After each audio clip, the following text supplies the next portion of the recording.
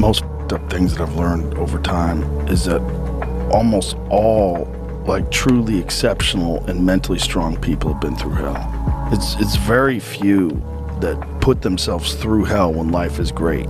Like you? Who the hell said I got to like you? What law is there say I got to like you? Part 5. Another person who was a constant and controversial guest on the Oprah Winfrey Show was self-proclaimed women's health expert Christiane Northrup. Some of Christiane's theories that were presented as facts on the Oprah Winfrey Show was her beliefs that love could heal AIDS, that mammograms are inherently unsafe for women to undergo, and that thyroid issues in women is caused from women not speaking enough. Those kinds of guests were frequent flyers on the Oprah Winfrey Show, which in hindsight was extremely irresponsible of Oprah to do. Oprah Winfrey's reaction was nothing short of explosive when Joe Rogan revealed chilling secrets that left her reeling. In a moment that shocked both their audiences, Rogan, known for his unfiltered style and controversial discussions, opened up about behind-the-scenes revelations that sent shockwaves through the entertainment world. Winfrey, always composed and the queen of calm, could hardly contain her emotions as the conversation turned darker, touching on topics many thought were better left unsaid. The tension between the two stars was palpable as the secrets unfolded, leaving viewers at the edge of their seats. I love Oprah, don't get me wrong. I think she's a wonderful woman. I think she's a powerful force of good and positive energy. But you ain't no Elon. But she also brought us Dr. Oz and The Secret. We have to remember what this lady has done. She has to be held accountable. I forgive her, but I mean, cut the shit. The Secret is a particularly egregious offense. What, you don't believe? You don't believe? Believe? I want to be rich.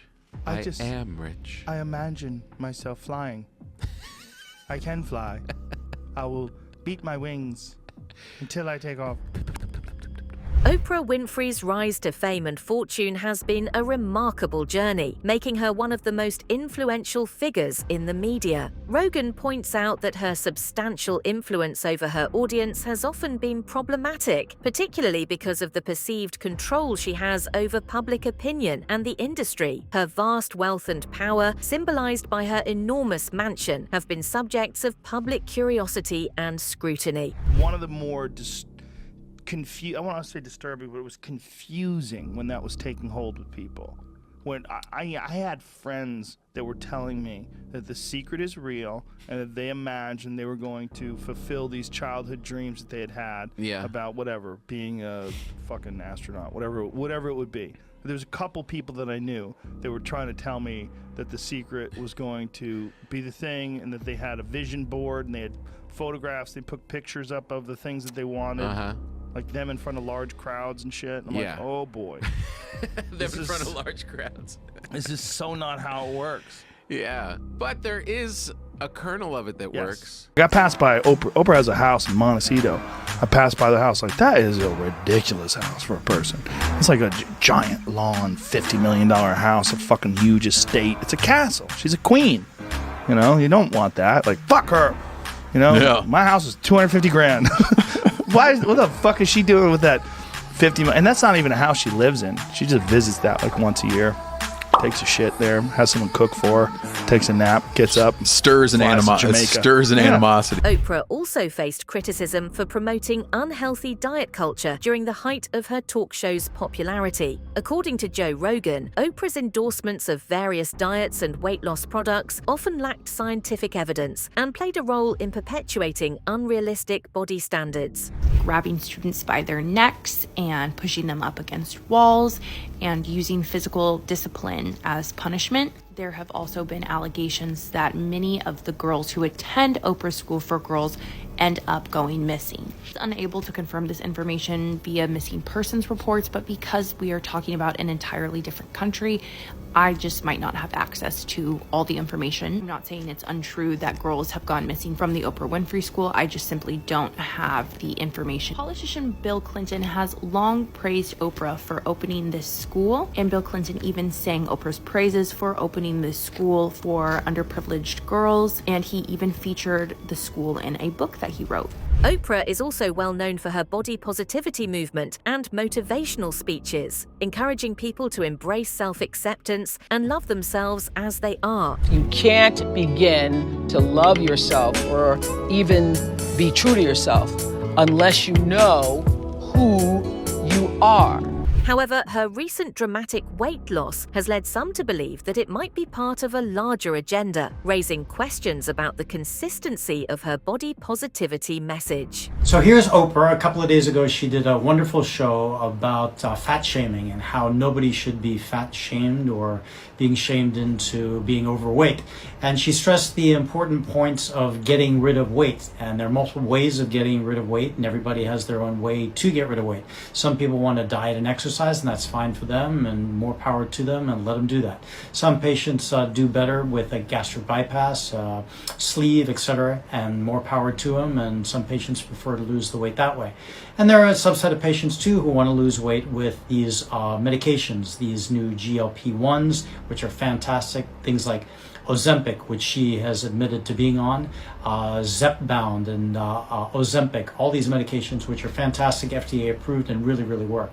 So no more fat shaming, please, and however you want to lose the weight is good by me and is good by Oprah. Some critics allege that Oprah has used weight loss medications, raising concerns about the implications of her dramatic transformation. During one of her shows, she reportedly encouraged viewers to consider these medications without fully disclosing their potential side effects. This has led to accusations that she is promoting a misleading narrative about weight loss and health. Figured this would only be a matter of time after Oprah, who's on the board of Weight Watchers, admitted that she's on Ozempic. She has now left her position on the board of the weight loss company as Weight Watchers stock plummets and weight loss medication skyrockets. Of course, the lawsuits for these weight loss drugs are growing by the day and are being completely buried by the mainstream media, who get advertising money from Big Pharma. I have a feeling that Oprah is going to be regretting this promotion sooner rather than later, and I hope she doesn't get stone stomach. If you saw the Hulu special with Oprah, it basically looked like the manufacturers paid her to promote it.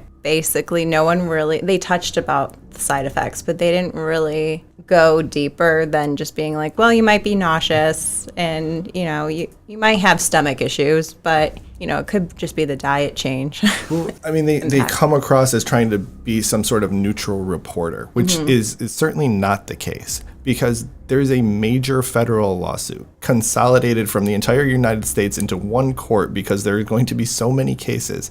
And they did not mention it, not one word. Amid these allegations, Dr. Phil has also come forward to expose what he describes as these dark agendas, which poses a significant threat to Oprah. His revelations could potentially lead her into serious trouble, further complicating her public image and raising questions about her practices and affiliations. And then at this point in time, I was in a special unit of CBS. It consisted of Dr. Phil, Oprah Winfrey, Judge Judy, and Judge Joe Brown. And there was a guy named Roger King who discovered Oprah and Phil that CBS brought in when he... Homie got an eye for talent. Homie he better than the dude Adam Sandler just played. Brought in Phil and Oprah, and they gave him me and Judy.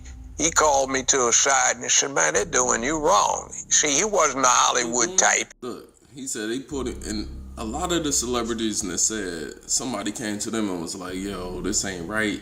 It ain't right, man. The former pro football player, and he inherited this from his dad, who invented TV syndication. He said, I don't like what I'm seeing. I'm going to fix this up. Recently, Oprah just scooped up a massive 870 acres of land in Kula, Maui for a cool $6.6 million. This isn't her first rodeo on the island, while she's already got nearly 1,000 acres in her name. The locals are divided about this new development. Some are absolutely fuming, saying saying that Oprah and her big bucks are driving up prices and pushing them out of their beloved island homes. They're worried about losing their open spaces and the unique local charm. There's mixed reaction tonight from Maui, where Oprah Winfrey recently bought hundreds of acres of ag land in upcountry. Now, we were the first to tell you about this earlier this week. Some disagree with the buy, but as KATU4's Ali Dukla explains, two lawmakers say it's actually a good thing. Some on social media are calling the buy excessive because the millionaire already owns more than 100 acres in upcountry in Hana before buying 870 more acres in Kula. Ag land is treasured here, as you can imagine. It's open space, it's beautiful. Winfrey bought the agriculturally zoned land from Ulupalakua Ranch for $6.6 million. Our Instagram post of the news garnered hundreds of comments, most of them disapproving the purchase.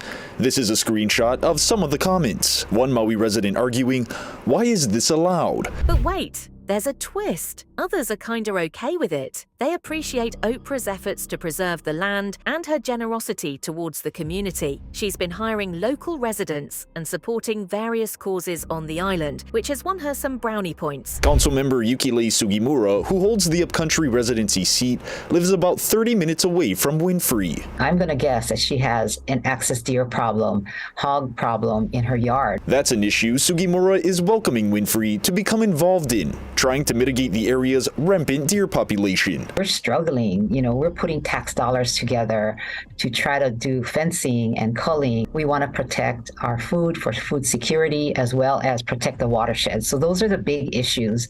And she's stepping right into the big issues. Sugimura says she appreciates how Winfrey hires local residents for work on her property and other roles. While Oprah Winfrey has built a reputation as a champion for social justice and equality, she has also faced accusations regarding her treatment of certain Black artists and individuals. Oprah has also come under growing scrutiny for her treatment and compensation of Black artists involved in her projects, prompting significant questions about equity and representation within the industry. This movie was important because it created a space and roles for a group of Black women. Yes, and I would just like to say about this whole Taraji, I heard I was trending yesterday.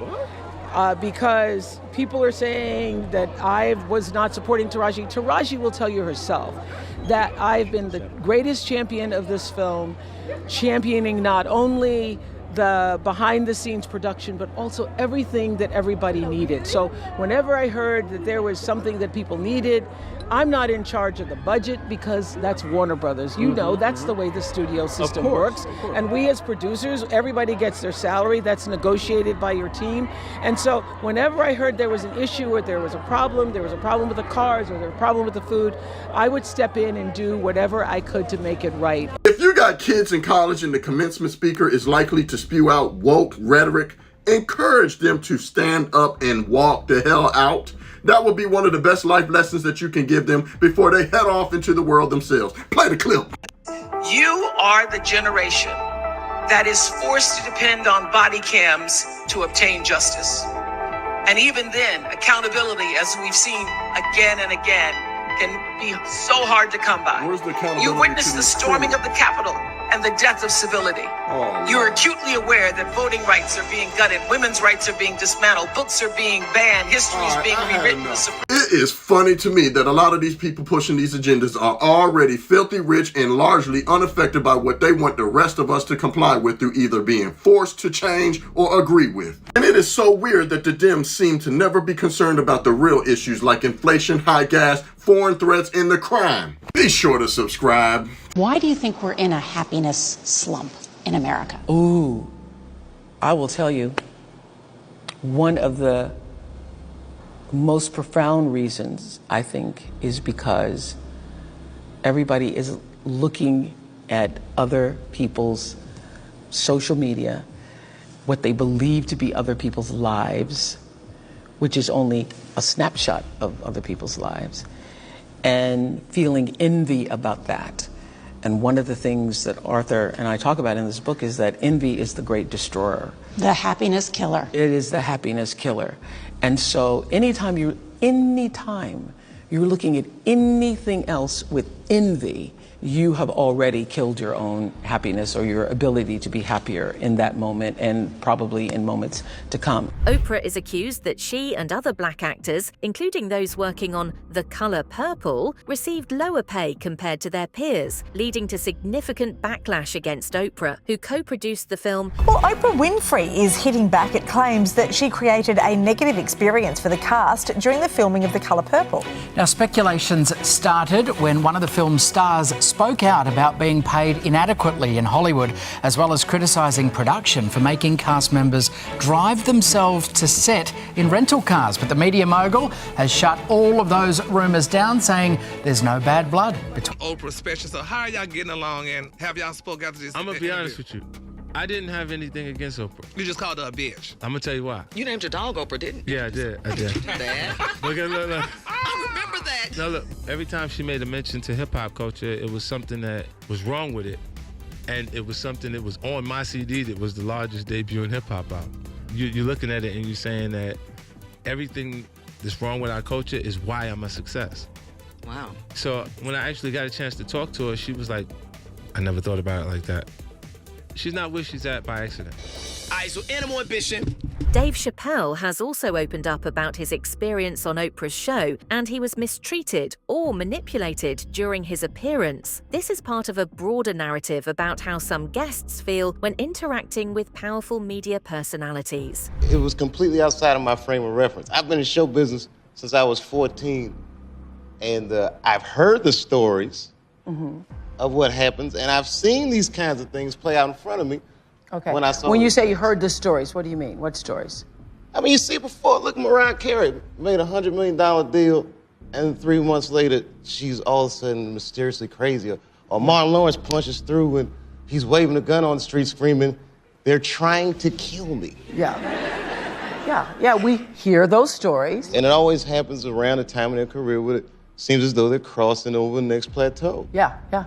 Would you say you lost your mind, sort of? No. No. Not exactly. Okay. I wasn't crazy, but it's incredibly stressful. Yeah. And I felt like in a lot of instances, I was deliberately being put through stress. Despite all these allegations, Oprah thinks she is the one who can bring justice to the country by being a president. In a recent episode of his podcast, Rogan mockingly referenced a statement Oprah made about her and former President Donald Trump potentially running the government together. Rogan and his guests viewed this statement as unrealistic and worthy of criticism, poking fun at the notion of two vastly different public figures collaborating on something as critical as governance. So have you ever thought that given the popularity you have, we haven't broken the glass ceiling yet for women, that you could actually run for president and actually be elected?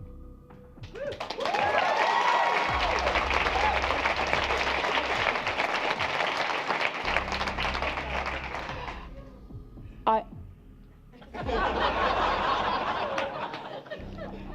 actually never thought that was, I never considered the question even a possibility. I just thought, oh. Right, because it's clear that you don't need government experience to be elected president of the United States, right? I thought, oh, gee, I don't have the experience. I don't know enough. I don't know. And now I'm thinking, oh. All right. Well, okay. Plus, I think there's a great lack of spirit in this country. What's happened over the last 4 years is disgusting, and I just think there's a tremendous lack of spirit, and I think the spirit has to be brought back. You have a vice presidential candidate in mind?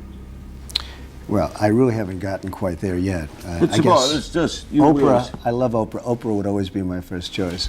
Oprah, your competitor, right? Oprah's a competitor. You know what? No I'll tell you, she's really a great woman. He used this moment to emphasize the disconnection between public figures like Oprah and the realities of political leadership, underlining the tendency of celebrities to make offhand remarks that garner attention but lack practical substance. The women would get super pissed off if The Rock was the president and Oprah was VP. She's potentially next in line. That's not a bad thing. A lot of people would want her to be president, Oprah to be the first female president, to counter, like the first celebrity president being Trump. Oprah counters that with the first female celebrity president. Bah!